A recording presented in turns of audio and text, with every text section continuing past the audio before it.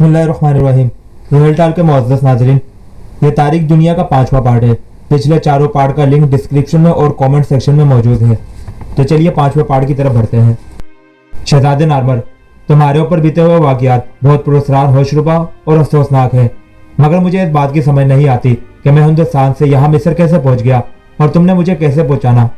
मैंने हैरत से पूछा। मेहरान शाह, जहाँ तक मेरी पुरस्कार ताकतों के जरिए मुझे मालूम हुआ है कि इसके मुताबिक महाकाली, जो शैतान का पैरोकार है, इसने तुम्हें अपनी काली ताकतों के जरिए सरजमीन हिंदुस्तान से मिस्र में ला डाला है। महाकाली गालबन तुमसे कोई नापाक काम करवाना चाहता है, मगर गालबन वो तुमसे मायूस हो चुका है, इसलिए गलीज मशरूब पिलाकर तुम्हें यहाँ तक पहुँचाया है। जागूना, जो काली ताकतों का बड़ा नुमाइंदा है, इसे किसी तरह अपनी काली ताकतों से मालूम हो गया कि इसकी मौत तुम्हारे हाथों लिखी है, क्योंकि महाकाली और जागूना दोनों शैतान के पैरोकार और बेपनाह काली ताकतों के मालिक है। इसलिए महाकाली ने तुम्हें यहाँ ला डाला है ताकि तुम जागूना के हाथों मारे जाओ, मगर ये तुम्हारी खुशकिस्मती है कि तुम जागूना की बजाय पहले मुझसे टकरा गए और मैं तुम्हें पहचान गया। यहाँ ताबून देवता के कमरे में ले आया। अगर मुझे थोड़ी देर हो जाती तो जागूना तुम्हें मार डालता। यह दरअसल आसमान वाले का फैसला था कि तुम यहाँ तक पहुंचो, यह तो होके ही रहना था। और तुम्हारे दूसरे सवाल का जहां तक ताल्लुक है, तुम्हें बता चुका हूँ कि मैंने तुम्हारे हाथों को देखकर तुम्हें पहचाना था। तुम अपने भाई हाथ को देखो, तुम शहर के तिलस्म में गिरफ्तार हो, इसलिए तुम्हारे हाथ में साथ लगी रहे। मैंने अपने भाई हाथ को देखा तो हैरत से उछल पड़ा।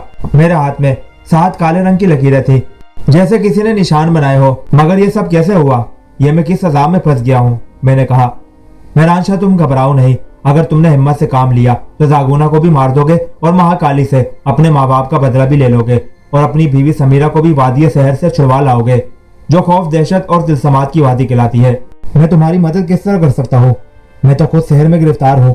अगर कोई तरीकाकार है तो मुझे बता दो, मैं तुम्हारी मदद करूंगा, मैंने नार्मर से कहा। मैंने अभी अपनी बात खत्म ही की थी कि अचानक एक जोरदार गड़गड़ाहट की आवाज सुनाई दी और एक कर्बनाक जिस्मानी चीख सुनाई दी। इस भयानक चीख से मेरा वजूद कांप उठा।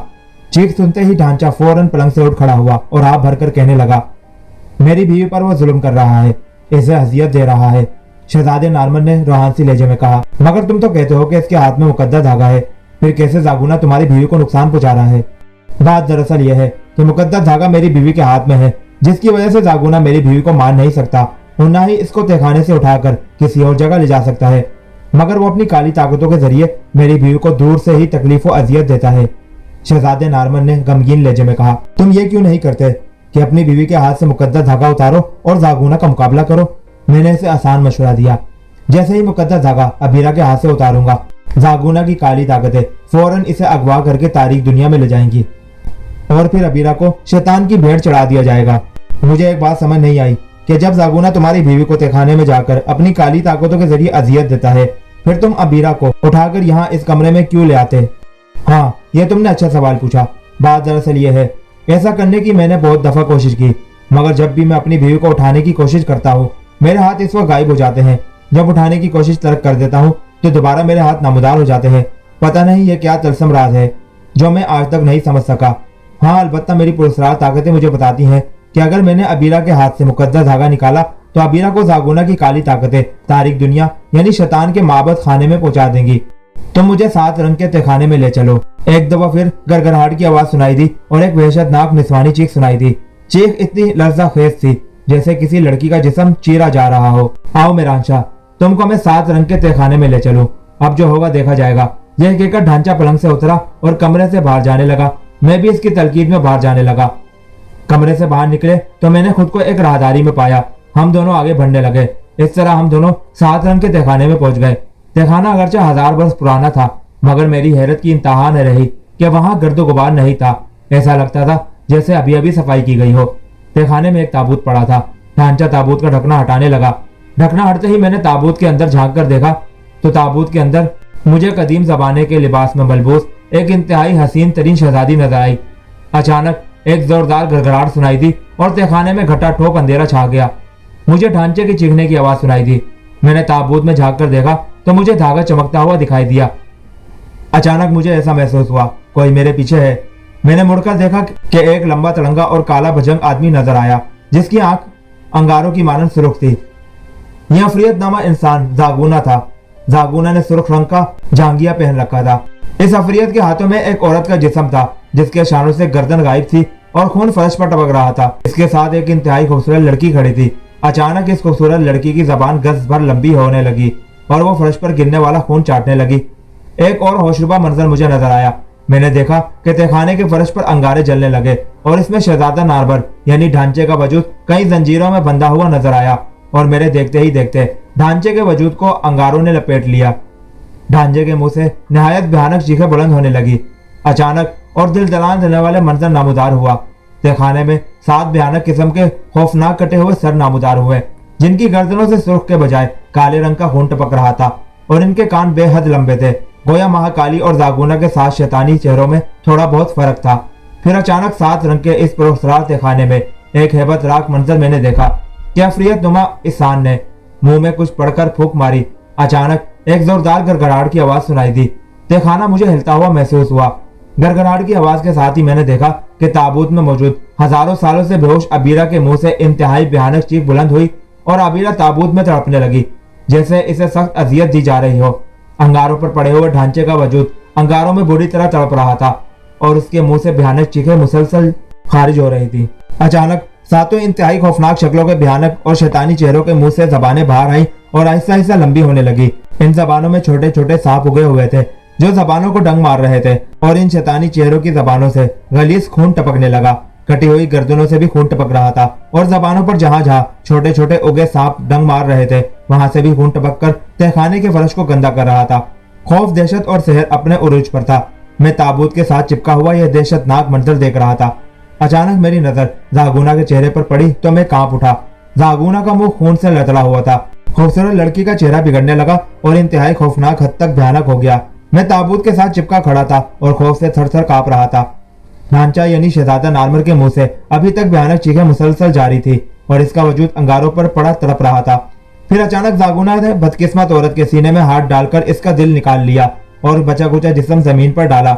7 शैतानी चेहरों की जबानें इसके मुंह में जाने लगी और वो फर्श पर आ गए और औरत के बचे कुचे जिस्म पर पल पड़े और देखते ही देखते मिनटों में औरत के सारे जिस्म को चट कर गए। खूबसूरत लड़की जो अब खूनी अफरियत बन चुकी थी फर्श पर बिखरे हुए खून को अपनी लंबी जबान से मुसलसल चाट रही थी। यह मनाजिर इतने भयानक थे कि अगर कोई और होशमंद आदमी इसे देख लेता तो खौफ और दहशत से इसका कलब हरकत करना भूल जाता। अचानक जागुना ने फिजा में हाथ हिलाया। इसके हाथ में एक सुर्ख रंग का मोटा सा डंडा आ गया जिसमें बड़ी बड़ी सलाखें लगी हुई थी। मैंने इनकी तादाद गिनी तो वही 7 का ही चक्कर था। फिर जागुना कहके लगाता हुआ नारकमल की तरफ बढ़ने लगा। ढांचे के नजदीक जाकर जागुना ने अंगारों पर फूंक मारी तो अंगारे गायब हो गए जैसे इनका वजूद ही ना हो। अंगारों के गायब होते ही ढांचे के मुंह से चीखें निकलनी बंद हो गई। ओ मनुष्यजादे, तुमने मेरी बहन को जंज करके मार डाला था। मैं तुम्हें इतना तड़पाऊंगा कि तुम मरने की दुआ करोगे मगर तुम्हें मौत नहीं आएगी और तुम्हारे इस हमदर्द को भी तड़पा तड़पा के मार दूंगा। यह कहकर जागुना ने 7 सलाखों वाला डंडा ढांचे की टांगों पर जोर से मारा। डंडा लगते ही ढांचा बुरी तरह तड़पने लगा और इसके मुंह से एक मरतबा फिर भयानक चीखों का सिलसिला शुरू हो गया और जहां डंडा लगा था वहां से धुआं बुलंद हुआ। जब धुआं खत्म हुआ तो मैंने देखा कि ढांचे की टांगों पर जहां डंडा लगा था वो जगह स्याह हो चुकी थी। इस तरह वक्फे वक्फे से जागुना ढांचे की मुख्तलिफ जगहों पर सलाखों वाला डंडा बरसाने लगा और ढांचे की भयानक चीखों पर खौफनाक केके लगाने लगा। मैंने देखा कि जहां जहां डंडा लगा धुआं बुलंद होता। धुएं के खत्म होते ही वो जगह जहां डंडा लगता वो स्याह हो जाती। मैंने गौर किया तो ढांचे के पूरे वजूद में कुछ ऐसी जगह थी जो डंडा लगने से काली हो चुकी थी। मेरी नजर डंडे पे पड़ी तो मैं एक दफा फिर चौंक उठा। डंडे पर जहां 7 सलाखें थी अब सिर्फ 1 सलाख बाकी रह गई थी। जागुना अब मेरी तरफ देखने लगा। अच्छा, तो तुम वो बदकिस्मत शख्स हो जिसने शहंशाह ज़ुल्मात के खास पुजारी महाकाली का हुक्म नहीं माना। अरे ओ बदबख्त, अगर तुम महाकाली का हुक्म मान लेते तो तुम्हारा क्या जाता, बल्कि तुम मजे में होते। मगर तुमने अपने कहर को खुद आवाज दी है। आज तुम शहंशाह ज़ुल्मात के पुजारियों से बगावत का अंजाम भी देखोगे। यह कहकर जागुना मेरी तरफ बढ़ने लगा। मुझे ख्याल आया कि मैं तो मुसलमान हूँ, फिर क्यों इन शैतानी कुव्वतों से डर रहा हूँ। यह सोचकर मैंने आयतुल कुर्सी पढ़ने की कोशिश की मगर आयतुल कुर्सी मुझे अक्सर भूल चुकी थी। मैंने जहन पर जोर डाला मगर याद न आया। जागुना कहके लगाता हुआ आहिस्ता आहिस्ता मेरी तरफ बढ़ने लगा। इसके साथ 7 भयानक चेहरे और खूबसूरत लड़की मेरी तरफ बढ़ रहे थे। मेरी नजर अचानक ताबूत पर पड़ी। अबीरा जो इस वक्त सुकून से ताबूत में पड़ी थी, इसके हाथ में धागा था जो मुसलसल चमक रहा था। देखो मम, मेरी तुमसे कोई दुश्मनी नहीं और महाकाली ने मेरे जिम्मे जो काम लगाया था वो इतना गलीज और नापाक है اگر میں وہ اس کا کام کر دیتا تو میں اپنے ایمان سے محروم ہو جاتا. مجھے مار کر تمہیں کیا ملے گا؟ میں تو ویسے بھی عطاب کا شکار ہوں. زاگونا سرخ آنکھوں سے میری طرف دیکھ رہا تھا. اگر تم شہنشاہ ظلمات کی اطاعت قبول کر لو تو میں تمہیں معاف کر دوں گا، نہیں تو تمہارا ایسا حشر کروں گا کہ تمہاری روح تک بلبلاتی رہے گی. زاگونا، میں ایک مسلمان ہوں اور مسلمان صرف ایک اللہ کے آگے جھکتا ہے، اس لیے میں شیطان کا پجاری بن کر کالی طاقتوں کا نمائندہ نہیں بن سکتا. میں نے اٹل لہجے میں کہا. بدبخت، گستاخ، شہنشاہ ظلمات کا ادب سے نام لو. زاگونا غصے میں چلایا. تم نے شہنشاہ ظلمات کی توہین کر کے خود ہی عطاب کو دعوت دی ہے. لو سنبھلو، میں دیکھتا ہوں کہ تم کتنے پانی میں ہو. یہ کہہ کر زاگونا نے ہاتھ میں پکڑا ہوا سرخ رنگ کا ڈنڈا میرے بائیں بازو پر زور سے مارا. ڈنڈا لگتے ہی میں زمین پر گر کر تڑپنے لگا. مجھے ایسا محسوس ہوا جیسے کسی نے میرے جسم پر آگ لگا دی. میرے منہ سے بے اختیار چیخیں نکلنے لگی. مجھے تڑپتا اور چیختا دیکھ کر زاگونا، ساتوں شیطانی چہرے اور ڈائن لڑکی حلق پھاڑ پھاڑ کر زوردار کہکے لگانے لگے. میری حالت انتہائی بری تھی. میں تڑپتے ہوئے کسی طرح ڈھانچہ یعنی نارمر کے نزدیک پہنچ گیا. میری تکلیف کچھ کم ہو چکی تھی لیکن پھر بھی مجھے پورے جسم میں بے پناہ درد محسوس ہو رہا تھا. اچانک ڈھانچے کی آواز میرے کانوں میں پڑی. شہزادہ نارمر بہت آہستہ آواز میں مجھ سے کچھ کہہ رہا تھا. دیکھو میران شاہ، میں نے تم سے پہلے بھی کہا تھا کہ تم غلیظ مشروب پینے کے بعد پلید ہو چکے ہو. غلاظت نے تمہارے ذہن پر کنٹرول کر رکھا ہے، اس لیے مقدس دھاگے کو تم نہیں چھو سکتے. ہاں البتہ اگر تم کسی طرح مقدس دھاگا زاگونا کے گلے میں فوراً باندھ دو تو اس کی پراسرار کالی طاقتیں مقدس دھاگے کی وجہ سے ختم ہو جائیں گی. یہ کہہ کر ڈھانچہ خاموش ہو گیا. زاگونا اور اس کے چیلے ابھی تک بھیانک کہکے لگا رہے تھے. ایک دفعہ پھر زاگونا میری طرف آیا اور مجھے زور کا ڈنڈا مارا. ڈنڈے پر اس وقت کوئی سلاخ نہیں تھی. ڈنڈا تو مجھے لگتے ہی زاگونا کے ہاتھ سے غائب ہو گیا، مگر ایک دفعہ پھر میرے جسم بری طرح تڑپنے لگا. میرے منہ سے چیخوں کا طوفان امٹ پڑا. مجھے ایسا محسوس ہو رہا تھا جیسے مجھے آگ میں جلا دیا گیا ہو. میں زور سے چلایا، اے خالق کے کائنات، مجھے معاف کر دے. مجھ سے جو غلطی ہوئی ہے وہ انجانے میں ہوئی ہے. میں نے جان بوجھ کر غلطی نہیں کی. میں عہد کرتا ہوں کہ پھر کبھی شیطان مردود کی پیروی نہیں کروں گا. چونکہ یہ دعا میرے دل کی گہرائیوں سے نکلی تھی، اس لیے اللہ تعالیٰ نے میری سن لی. میں قربان جاؤں اس پاک ذات پر جس کے قبضے میں سب کی جان ہے. واقعی جو شخص دل سے اپنے گناہوں کی معافی مانگے اور دل کی گہرائیوں سے دعا مانگے تو اللہ تعالیٰ اس کی ضرور دعا سنتا ہے. جیسے ہی میں نے دعا کی تمام تکالیف مجھ سے دور ہو گئی. میرا جسم پرسکون ہو گیا.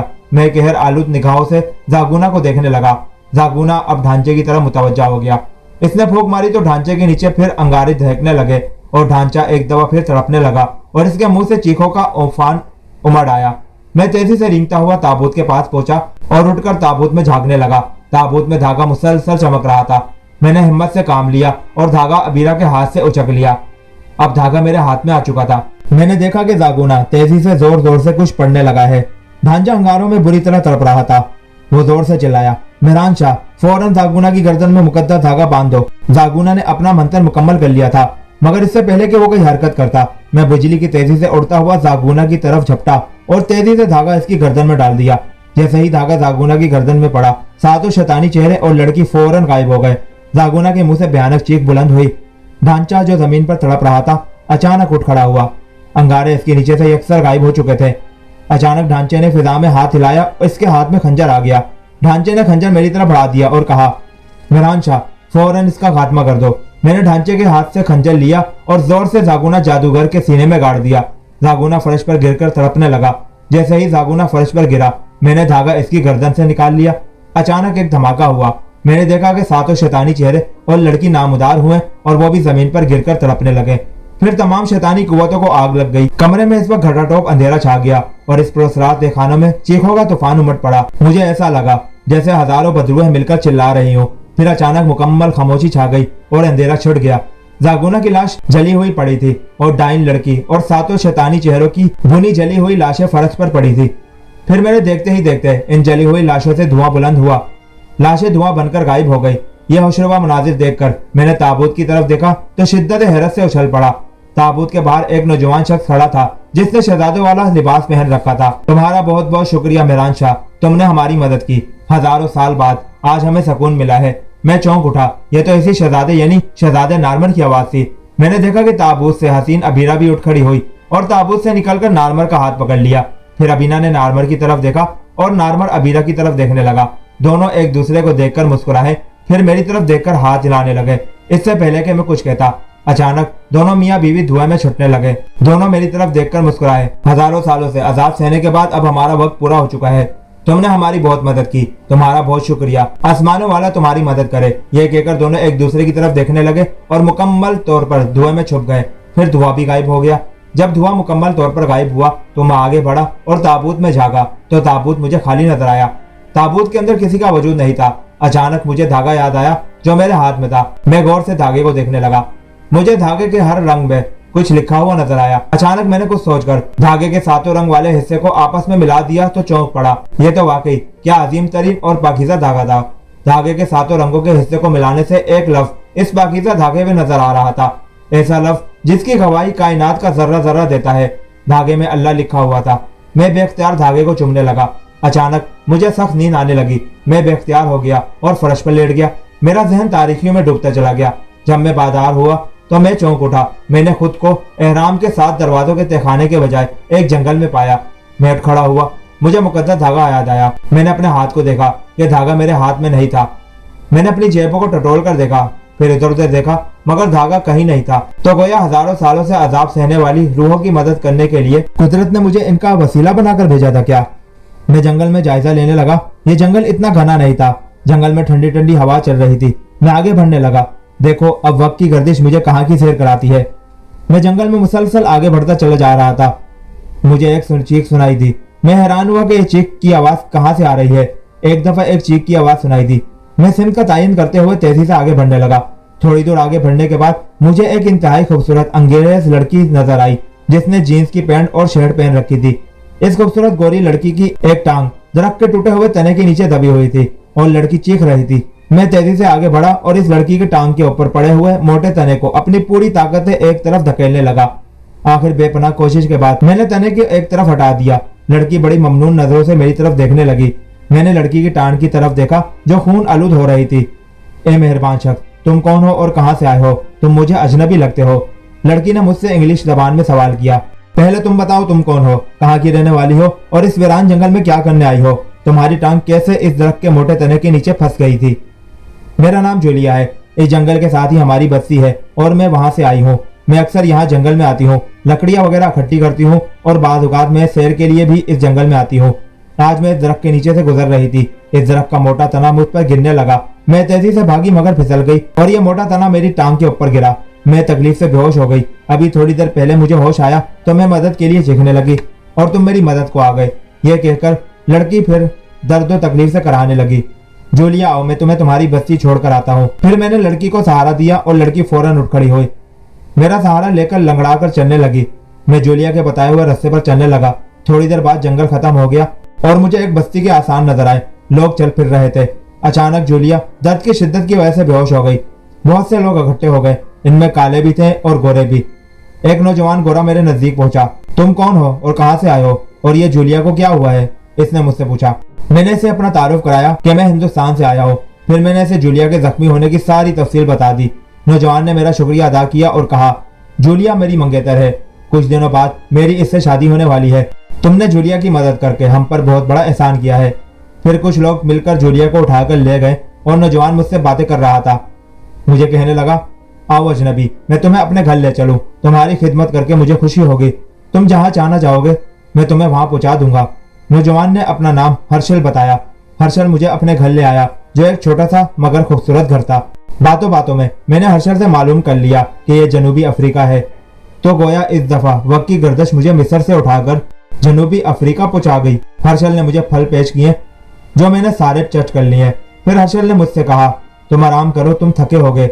मैं शदीद थकावट महसूस कर रहा था, इसलिए मैं सो गया। मैं जब सोकर उठा तो बाथरूम में चला गया। वहां से फारिग होकर मैं दोबारा कमरे में आया तो हर्षल कमरे में मौजूद था। मुझे देखकर मुस्कुराने लगा। फिर कहने लगा, होटल चलते हैं, वहां जाकर खाना खाएंगे। मैंने उससे पूछा, तुम अकेले इस घर में रहते हो? तुम्हारे वालिदैन कहाँ है? मेरे वालिदैन जूलिया के घर गए हैं, इसलिए कि वो शदीद जख्मी है। मैं भी वहीं से आ रहा हूँ। जूलिया जंगल में सैर की घर से अकेले ही निकल जाती है। वो बहुत बहादुर भी है। कभी कभी जंगल से लकड़ियां भी काट कर लाती है। तुम्हारी बस्ती में कितने लोग हैं और यहाँ के लोग क्या करते हैं? जनूबी अफ्रीका एक छोटी सी बस्ती है। यहाँ के लोग खेती बाड़ी करते हैं। कुछ लोग जंगल से लकड़ियां काट कर शहर जाकर बेचते हैं। तुम बताओ, तुम हिंदुस्तान से यहाँ कैसे आए और किस काम के सिलसिले में जनूबी अफ्रीका आए हो? हर्षल ने कहा और मुझसे पूछा। मैंने इसे एक मन घड़त कहानी सुना दी कि मैं एक ताजिर हूँ और सामान बेचने की घर से आया हूँ और अपने दोस्तों के साथ शिकार की घर से जंगल में आया था, मगर जंगल में रास्ता भूलकर दोस्तों से जुदा हो गया और जंगल में भटक रहा हूँ। इसी तरह जूलिया से मुलाकात हो गई। आओ किसी होटल चलते हैं, वहाँ खाना खाते हैं, फिर तुम जहाँ कहोगे मैं तुम्हें वहाँ छोड़ दूंगा, हर्षल ने कहा। मैं हर्षल के साथ चल पड़ा। हम एक होटल में पहुंचे तो हम दोनों कोने में पड़ी कुर्सियों पर बैठ गए। हमारे साथ वाली कुर्सी पर एक नौजवान और मजबूत हबशी बैठा हुआ था। वेटर को हमने खाने का ऑर्डर दिया। कुछ देर बाद खाना आ गया और हम खामोशी से खाने में मशगूल हो गए। मैं किन अखियों से हबशी की तरफ देखने लगा। मैंने महसूस किया कि वो नौजवान हबशी मुसलसल हमारी, बल्कि यूं कहना चाहिए कि मेरी तरफ देख रहा था। जब हम खाने से फारिग हुए तो हर्षल ने बिल अदा किया और हम होटल से बाहर जाने लगे। मैंने हबशी को देखा, वो मुसलसल घूर रहा था। मैं हर्षल के हमरा होटल से बाहर आ गया। हम बातें करते जा रहे थे। अचानक रास्ते में एक मर्तबा फिर वही पुरस्कार हबशी हमारे साथ तेजी से गुजरा और आगे बढ़ते ही मेरी तरफ देखकर मुस्कुराया और फिर तेजी से आगे बढ़ गया। ये हबशी कौन है? मैंने हर्षल से पूछा। इसका नाम डाबगर है, लेकिन मैंने महसूस किया है कि डाबगर मुसलसल तुम्हारी तरफ होटल में घूर रहा था, अब फिर तुम्हारे पीछे लगा हुआ है। मुझे मामला कुछ पुरस्कार लगता है, कोई ना कोई वजह जरूर है। हम घर पहुंच गए। जब हम घर में दाखिल हुए तो मैंने एक मामर जोड़ा देखा। गालबन ये हर्षल के वालिदैन थे। मेहरान शाह, ये मेरे वालिदैन जिनका तुम पूछ रहे थे, हर्षल ने मुझे कहा। फिर अपने वालिदैन की तरफ देखकर कहने लगा, ये मेरा दोस्त मेहरान शाह है जिसने जूलिया की मदद की थी। हर्षल के वालिदैन मुझसे मिलकर बहुत खुश हुए। बूढ़ी यानी हर्षल की वालदा कहने लगी, बेटे तुम्हारा शुक्रिया, तुमने जूलिया की मदद की। जूलिया मेरी भांजी है और अब मेरी बहू बनने वाली है। आपकी भांजी तो बहुत बहादुर है कि जंगल में अकेली निकल जाती है, मगर फिर भी आप लोगों को चाहिए कि इसको अकेला जंगल में ना जाने दिया करें। फिर मैं हर्षल के कमरे में आ गया। हर्षल मुझे देखकर कहने लगा, बेटो मेहरान शाह, मैंने तुमसे एक जरूरी बात करनी है। मैं एक कुर्सी घसीटकर इसके पास बैठ गया।